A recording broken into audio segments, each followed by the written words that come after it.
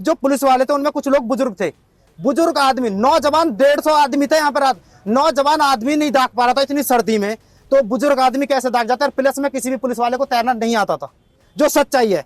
मुझ पे तैरना आता था, मैंने बोला मगर जो एसडीआरएफ वाले हैं उन्हें आप एक साइड करो थोड़ा, प्लीज मुझे जाने दो, मुझ पे तैरना आता है, मैं 100% कंफर्म पूरे में देख के आता हूँ।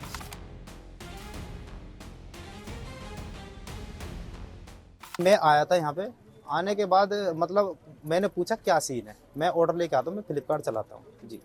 तो मैंने किसी से पूछा भी क्या सीन है, नो इसमें एक लड़का गाड़ी के साथ अंदर पड़ा हुआ है और अभी उसकी आवाज़ आनी बंद हुई है 5 से 10 मिनट पहले।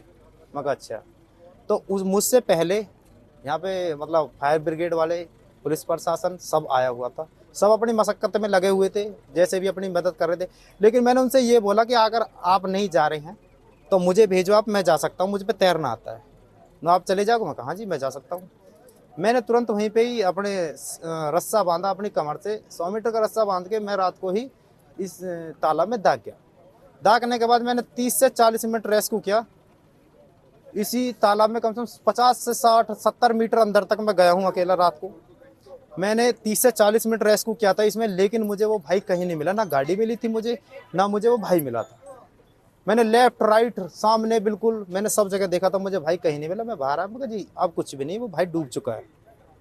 ठीक है जी, मैं बाहर आने के बाद फिर मेरे कुछ ही समय बाद एसडीआरएफ आती है, एसडीआरएफ, एनडीआरएफ अलग होती है, एसडीआरएफ आई थी। वो एसडीआरएफ ने कुछ ही समय बाद उधर अपोजिट साइड से अपनी बोट वगैरह जो दकाई थी सामने से, उसमें दकाने के बाद उस भाई को रेस्क्यू किया था। उन्हें समय तो लग गया था खोजने में, लेकिन मैं 5:30 बजे गया था यहाँ से, लेकिन तब तक वो रेस्क्यू नहीं कर पाए थे, उन्हें मिली नहीं थी डेड बॉडी किधर है। गाड़ी यहाँ गिरी है, गाड़ी और वो सामने तक गई है बहती बहती। वो लड़का ये भी बोल मार रहा था कि भाई गाड़ी हवा में बह रही है, प्लीज़ मेरी हेल्प कीजिए, ऐसी भी उसने मदद की है। लेकिन पुलिस भी मौके पर मौजूद तुरंत ही आ गई थी, कुछ समय में ही पुलिस भी आ गई थी, फायर ब्रिगेड वाले भी आ गए थे। लेकिन गाड़ी जब डूब गई तो उसके बाद फिर कोई रेस्क्यू नहीं कर पाया उसे। फिर रेस्क्यू हुआ है इवनिंग में, लगभग 6 से 7 या 8 के बीच में होगा। क्यों, मैं 6 बजे यहाँ से गया था, तब तक रेस्क्यू नहीं हुआ था वो भाई। मैं भी ड्यूटी करता हूँ, मैं भी थक गया था, मैं भी घर जाके चला गया था, सो गया था। लेकिन मैं आया अगले दिन दोपहर में आया था 12 बजे, तो बोल रहे थे कि वो लड़के को रेस्क्यू कर लिया है। गाड़ी अभी भी इसी में ही है, गाड़ी को 48 घंटे हो चुके हैं, अभी भी इसी में डूबी हुई है। इसके पहले भी यहाँ पे ट्रक एक्सीडेंट हुआ था ना जी, 15 दिन पहले ट्रक एक्सीडेंट हुआ था। ट्रक एक्सीडेंट को जो उसका ड्राइवर था, वो जो ट्रक हवा में लटक गया, आधा हवा में लटकने के बाद ट्रक ड्राइवर ने सोचा कि यहाँ पे अब ये ट्रक पलटने वाला, मैं इससे पहले इसमें से दाग जाऊं।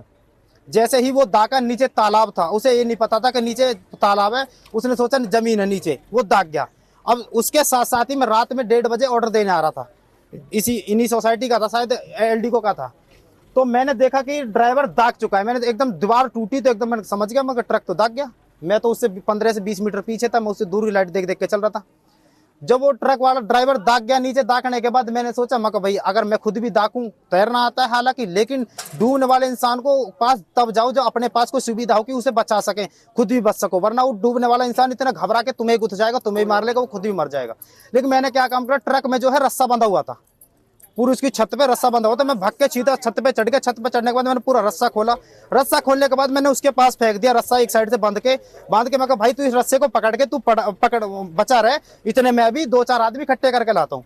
इस रोड पे रात में बहुत ही राइडर्स चलते हैं, जेप्टो के, ब्लिंकिट के, फ्लिपकार्ट के, इंस्टामार्ट के, जियो मार्ट के, बहुत सारे राइडर्स चलते हैं। राइडर चलने के बाद मैंने कम से कम 10-15 लड़के इकट्ठे करे, रोक रोक के जल्दी। कोहरा इतना था कि 10 का 5 मीटर भी नहीं दिख रहा था, इसलिए मुझे बीच रोड पे खड़ा होना पड़ा था बाइक वाले रोकने के लिए।